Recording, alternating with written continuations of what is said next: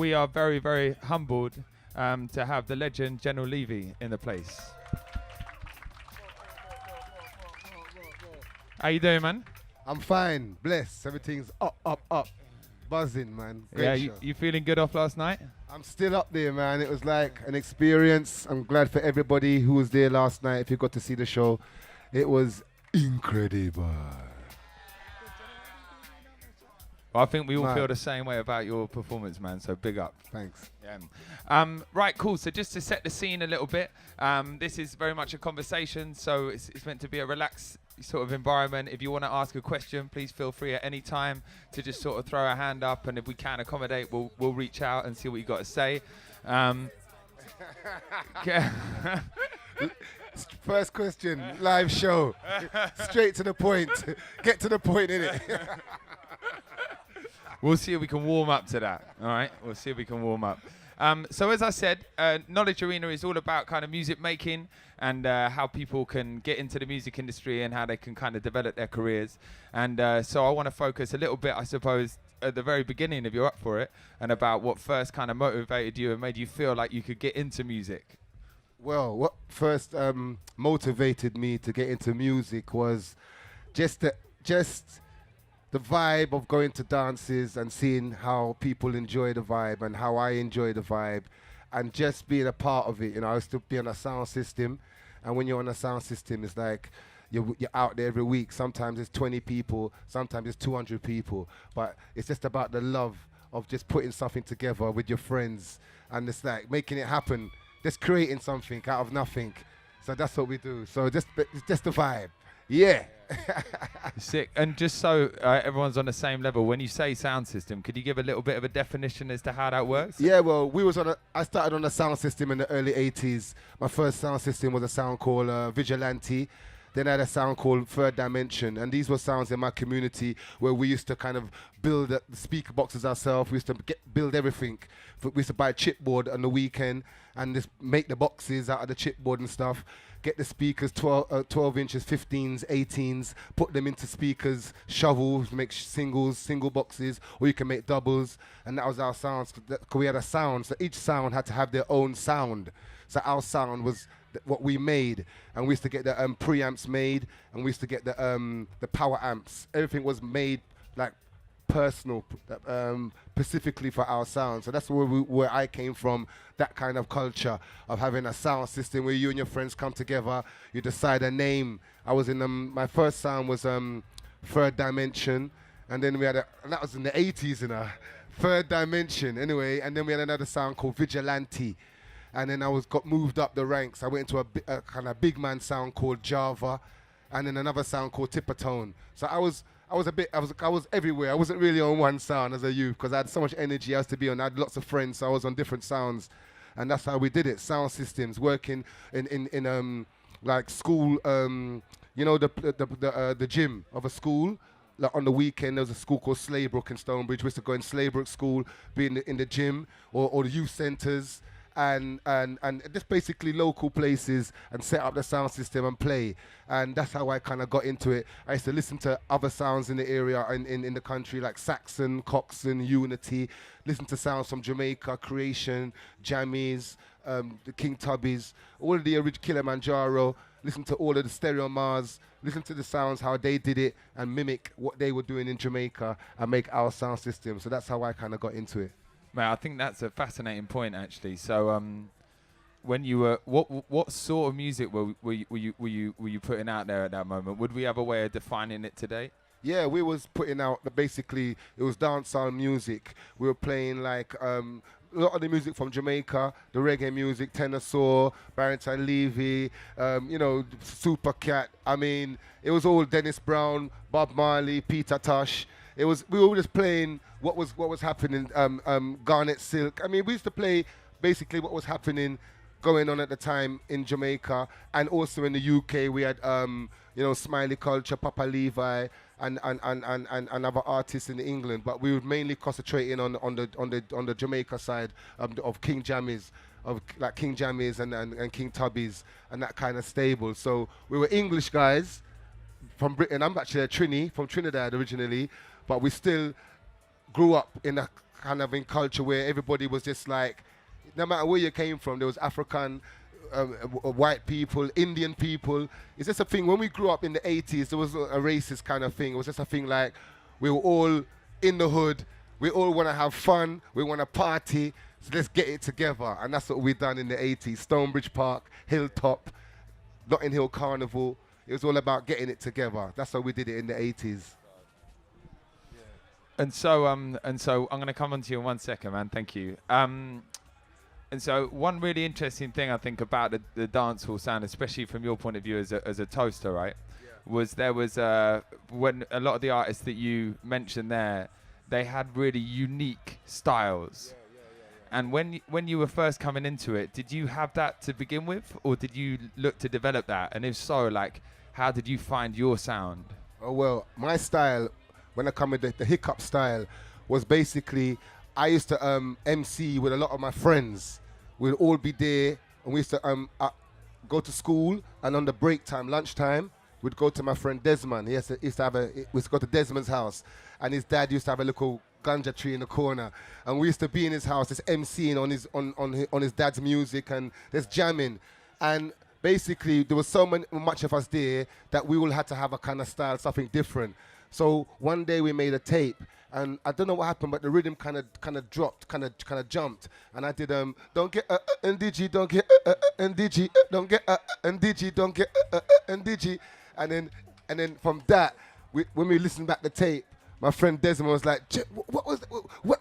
Hey, what that style? And I just kind of worked on the style, like don't get NDG, don't get NDG. It was more, you know. I tell you what, that style come from us we used to sit in the laundry. We used to hang out in the laundry in Sudbury, and we used to be freestyling in the laundry, and it's like we didn't have no music.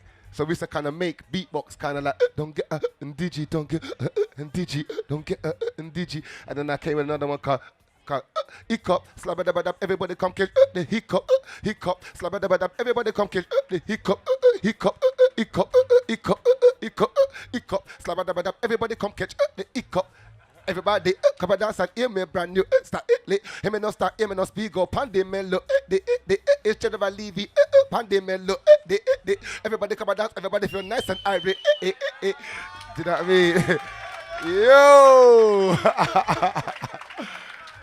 that's the original laundry style. You know what I mean?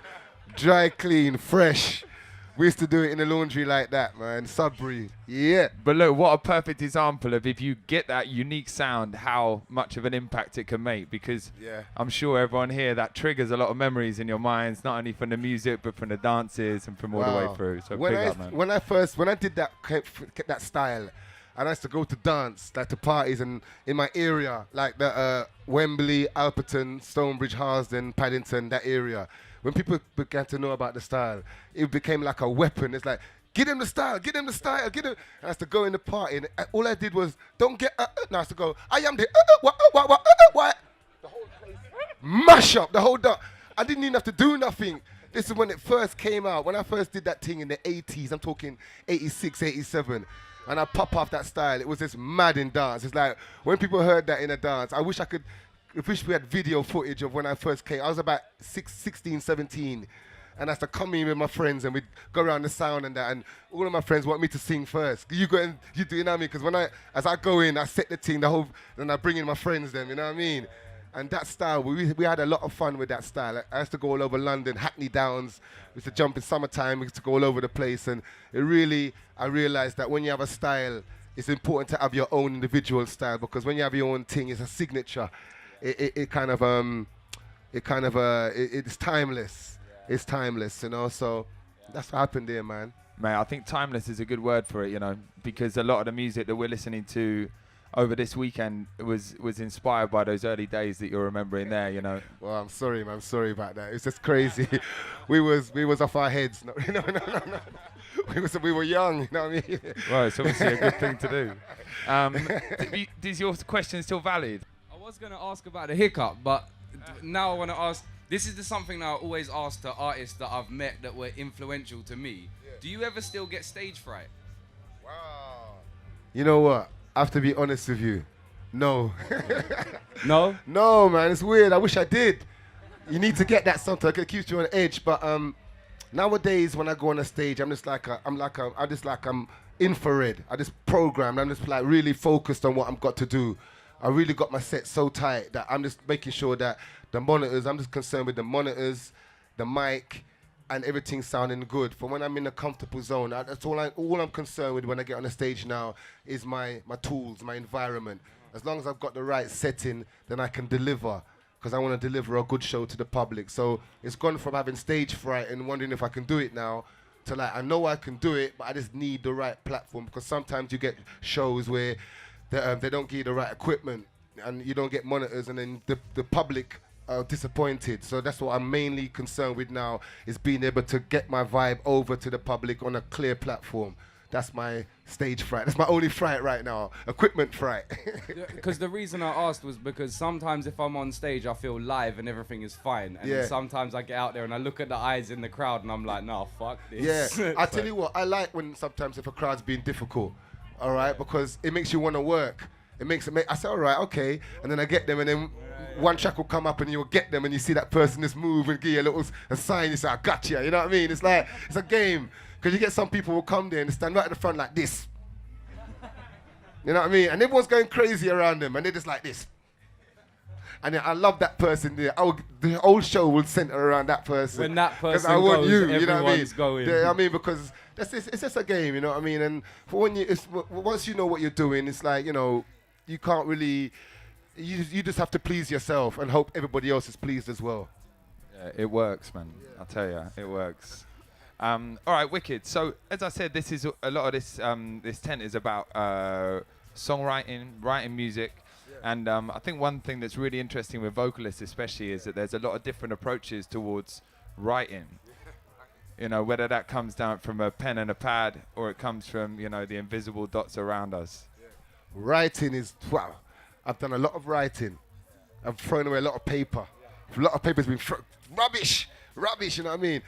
Writing is the best part. I mean, I love writing because it's when you write something and then you wake up tomorrow morning and look at what you wrote and say, wow, you know what I mean? Or when you voice what you've written, it's like making a cake. It's like when you get an ingredients, you get a good ingredients, and you make something, you get an idea, and you put it like when I did the tune, big up the girl, we'll go to gym and do them thing and keep them body in a trim. I'm in love with the shape of you. I used my man Ed Sheeran's Shape of You, because they sent me the track, all right, like on a Monday. That's the track, the drum and bass track, and then I got the acapella, all right, off of YouTube. Right, I ain't gonna lie, big up YouTube. I got the Ed Sheeran acapella, and then I went to the studio and just told the engineer, just take that bit there. And it's like, it's not gonna work. It's the time stretch, it's different time. I gotta get the time. And then just try it, let's do it, because I could hear it in my head.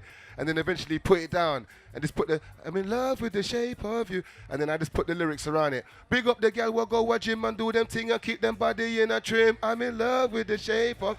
I roll a big sun Zumba, I carry the swing and keep your body moving. I'm in love with the shape of. You take a walk, you take a run, you take a ride, you can even take a swim. I'm in love with the shape of. You know what I mean? Regular, you're running on the treadmill, it's looking like you're going in. You know, and it was like. I was Respect, back in singer. Nah, but you're talking about writing. I did that track, like, he sent me the track on the Monday. I went to the studio on the Tuesday and just did it. I don't know what happened that night, but I just got the tune. I just heard the song in my head. I just knew what I was doing on the track and just put it down fast. So that was like a one-day scenario, but the other tracks can take longer. Like when I do, if I'm doing like a reggae song, reggae tune or Conscious Be Wise. I have a new album called Conscious Be Wise. Some of them tracks there I took time to do research and find out what I'm talking about before I do socially aware issues. Like when I'm doing socially aware tunes, more serious tunes, you take more time because you want the people to hear everything. You don't want to say anything which is going to be wrong. You know what I mean? So everything is every kind of subject it takes different times. But there's been times in my life where I had a block. I remember a few years, about 1999 or 98, I couldn't write for a whole year.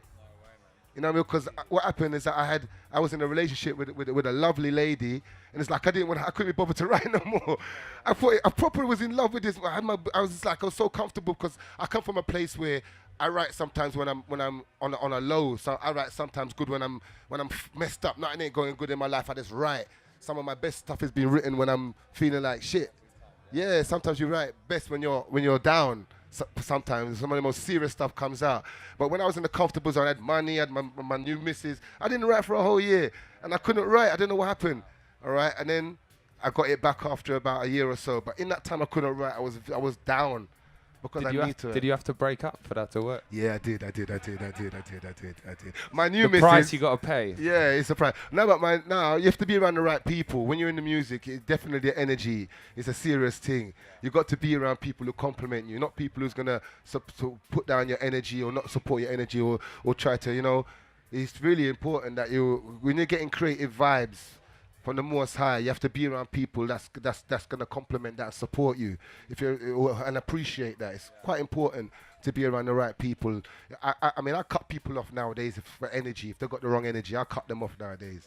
It's got to be the right energy, you know. So I think that moves into a really interesting area actually, which is collaboration. And so, often people can make music in silo, and it could be really, really good, and they can get into that mode. But from my experience, when it comes down to it, the moment that you meet someone that you can have that click with and you get that relationship with, it can raise it up to a place that you never planned. Beautiful. I mean, I like to do collaborations with females because I love the female energy, to mix my energy with female energy.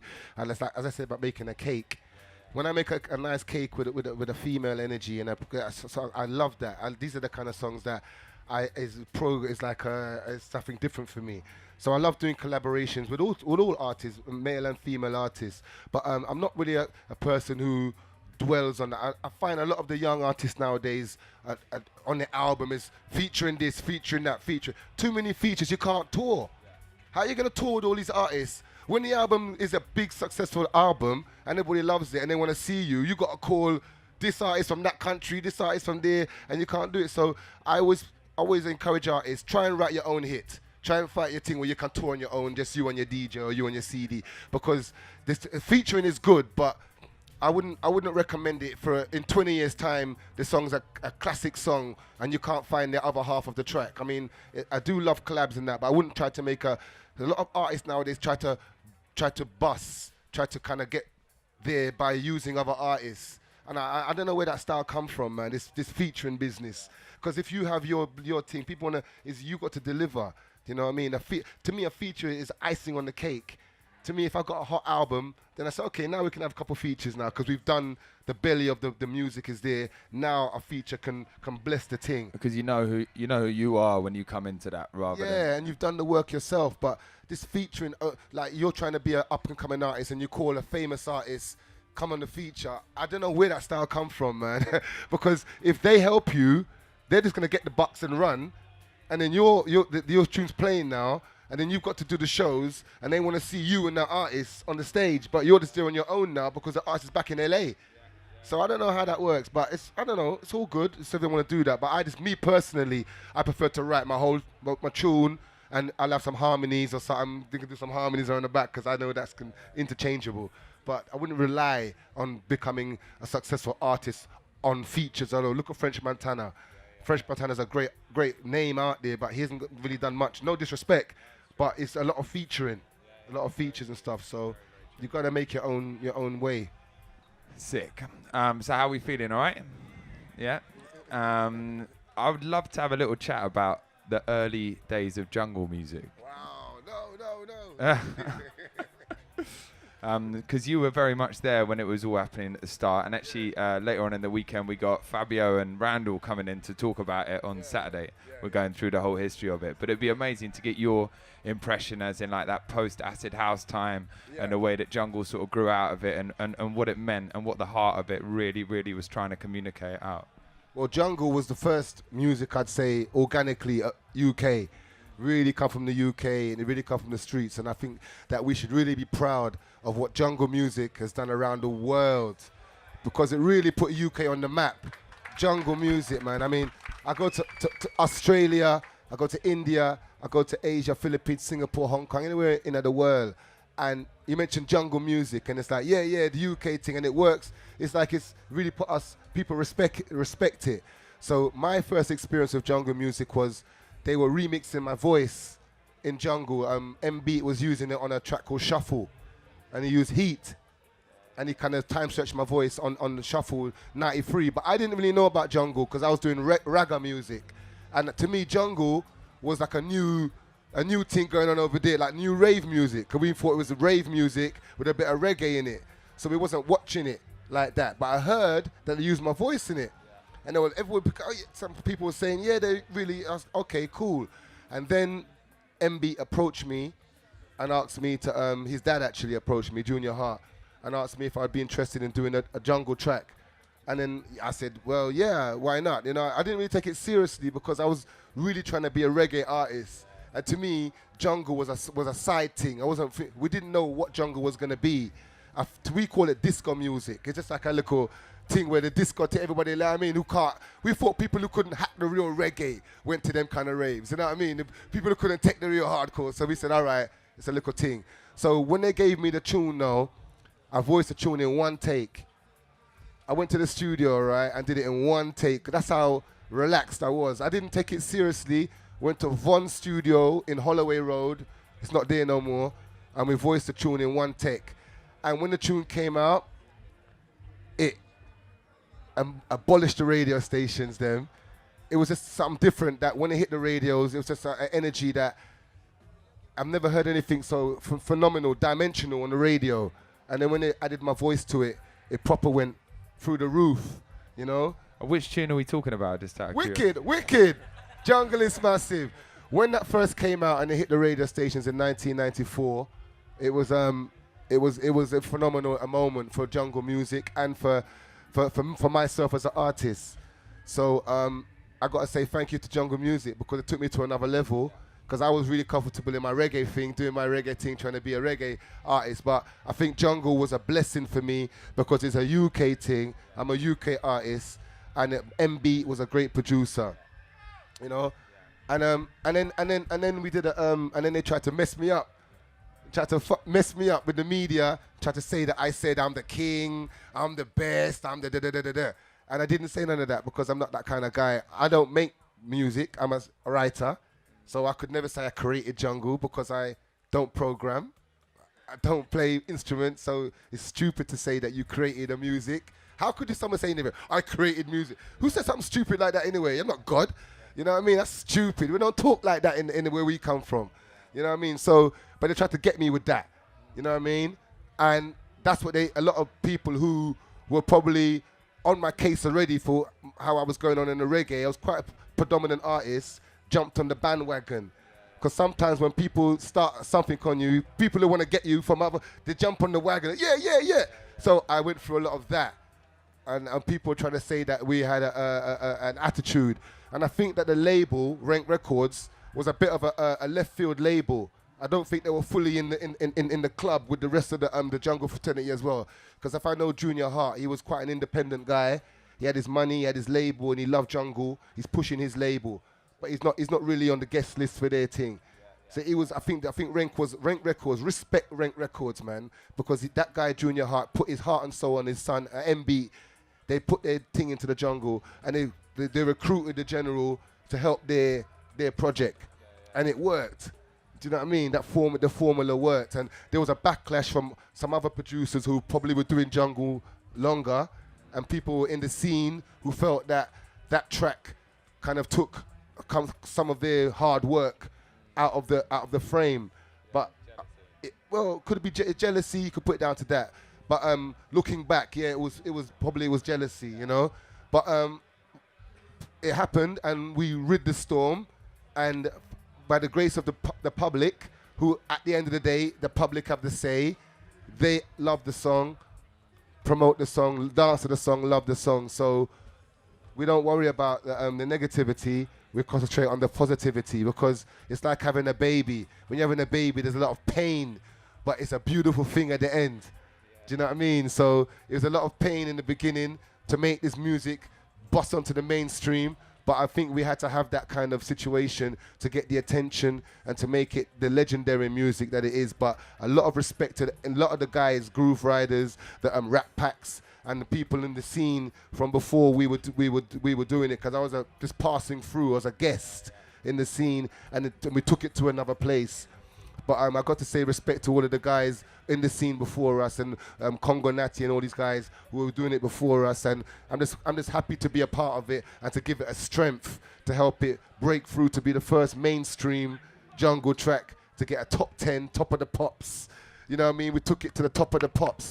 You know what I mean? And for street music to be able to crack the mainstream, it's hard to crack the mainstream. And we didn't have, there's no hook. There's no chorus in the tune. It says, "Ma do all of them and spin them like a windmill. New talk for them." On top of the pops, with Mariah Carey standing over there, Sinead O'Connor over there. You know what I mean? Smoking a spliff with Sinead O'Connor before top of the pops. Come on, man. What more do you want? Mariah Carey feeling the vibes. You know what I mean? So it was beautiful, man. Yeah, well, it's really made an impact, so thank you, man. Another legend who's cut through over there. Big up Horace to Horace Sandy. Sandy, man. Respect Horace Sandy in the building. Sorry, I apologise, No, but thank you. definitely deserve, man. Inspiration. Yes, mic check. Big up the General.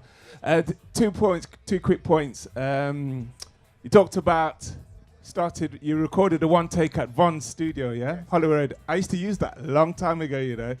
There was a friend called Norville, Noddy. He was a studio engineer there. Around about that time, 91, 92. I don't know if you can, we're talking way back now. But then Jamiroquai used to use... He was upstairs. Same studio. He tried to chat up my girlfriend. He did. She come back because she went to get a drink. She comes and goes, "This guy's chatting me." Sorry. Yeah.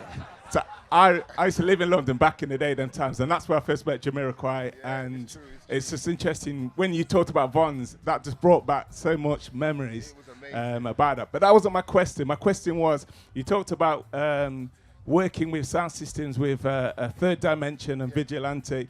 Now, was he promoted to the position of General? That was my question. How I got the How name? did you got the name? The General. Well, the way I got the name, the General, was I went through a few names first. You know what I mean? But when I had a sparring partner called Colonel. His name was Barry, really, but we call him the Colonel Irie. So Colonel Irie was there, and me and him used to come to my house, and we used to, like, I had a little mixing thing and a little thing and set up in my house. We used to practice there in my house. So he was the Colonel, and then we had a sound called Third Dimension, and there was a guy called Skipper, then another guy called Major Riley, and then we had Corporal, all right, and then we had President. So basically everybody have a name have a rank in the thing. So he was the Colonel, I was the General, and then we had even Radix, Daddy Radix, but that's not really a rank, but we call him Radix. And then so everybody was like them. This is the 80s, you know. So everybody had a kind of like this President Sass. Then we had Colonel Briggy, you know what I mean? President Colonel Fluff. Yeah, Brigadier. See, exactly from the Jamaica thing, coming from that kind of schooling. Brigadier General, Brigadier Jerry, General Trees. That's in Jamaica, Black Scorpio. So we're coming from that kind of ranking, you know what I mean? And then everybody had a rank. So it's a military thing, you know what I mean? Yeah. Big up, man. Good question.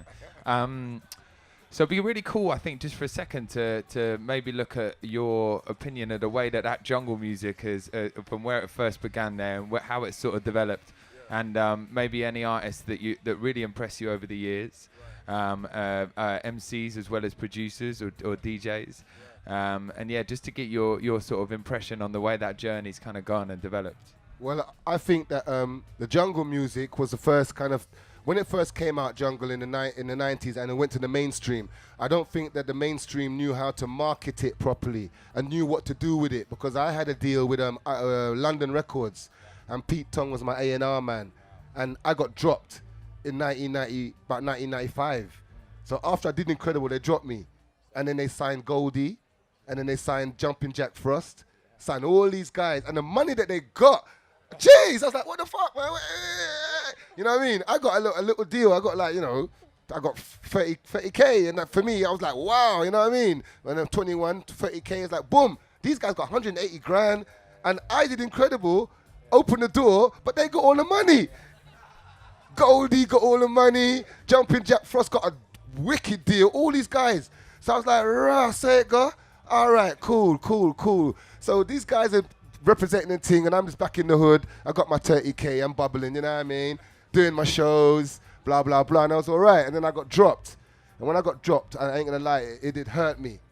It did hurt me, man. I got dropped, man. You don't want to get the phone call, you know what I mean? So then I was in the wilderness for a long time. But because I had the big tune Incredible, I've always been working. I've always been getting a call for a show.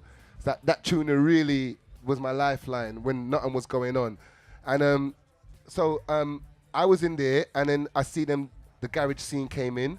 And I saw that when the garage scene with the Soul Solid crew and Heartless crew, they had more business sense. They was more savvy, because the deals that they got was crazy, deal $250,000, blah, blah, blah. They got a lot of money. So I saw the garage scene tidied up the jungle was experiment, and then the garage scene cleaned up. They got a lot of money. And then the grime scene absolutely demolished it. They cleaned up completely, I understand. But I think it's late. But they still got everything blessed. But what I did was we were the first punch. The first punch. Because look at Dizzy Rascal. He's a phenomenal.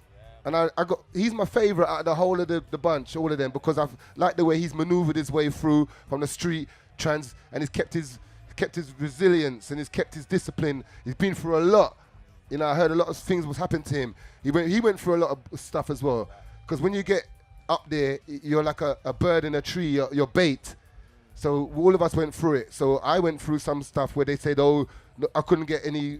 I was on the blacklist. I was blacklisted because the people said, "Oh, he said this, he said that, he said he's the number one, he said that." So a lot of people used that to blacklist me, but I was still getting love from the public. So I was still getting shows, but not as much as I should have been getting from the industry. All right. So I'm there just bubbling, and Dizzy, all these guys, I'm watching everything going on. And when Dizzy Rascal came out, the Boy in the Corner, I ran out and bought that, because I just felt like, I understand that, I get that. This is progress. This is what they should have done to me. They should have given me that kind of development. But with me, they didn't know what to do with me, 1993, 94. So they sent me to America. Shaggy drive me around New York, took all my money, studio time. Shaggy, big up Shaggy still, you know, but we gave Shaggy some money, you know, and I don't know why we gave him that, because he didn't give us the good product back. But anyway, all right, Sting, he's got a producer called Sting. They sent me to America to hang around with Shaggy, and Shaggy didn't do nothing. You just got with a girl next door, didn't he? Shaggy didn't do nothing. They should have kept me, you know what I mean, the girl next door. They should have kept me in England and developed me properly, you know what I mean, and give me I didn't know what to do, didn't have to market me. But these other guys who came in after, Dizzy, the Soul Solid crew, because even the Soul Solid crew, their A&R man, Shabs, used to be our runner. You know what I mean? Shabs used to make tea for we. Big up Shabs still, but he was our runner at Media Village in Tottenham Court Road, in Leicester Square. So then he got clued up. Then he got a deal with, I forget who he got a deal with, Ministry. One of them, Ministry. He got a deal with Ministry, and he just pulling Soul Solid crew and fling money at them. You know what I mean? And he come from our school. You know what I mean? Now we bring Shabs. You know what I mean? And Shabs get his thing, turn it around and say, all right, boom. But, you know, and he bring in his little run-ins, and that's how it happened there. So each hand helped the other hand. And then Shabs called me up and gave me some work. So Shabs is blessed still, because Shabs never left me out still. Shabs I got a tune with Shola Amma. It's never come out, but it's a wicked tune with Shola Amma. So we did some music, but I'm just saying how the industry is. But I would just say that the other MCs after us, they really cleaned up business-wise.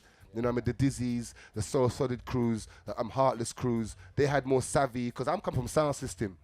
I'm come from this building our own speaker box. So when I got elevated to mainstream, I was like, wow, no one from my hood ever got this kind of situation. From Harlesden, I come from Harlesden, Northwest London, born in Central Middlesex Hospital, went to Bridge Road School, Neasden High. I'm in the hood, I've been in the ends, you know what I mean? So for me to go from my area, Harlesden, I don't know anybody from my area except for Aswad.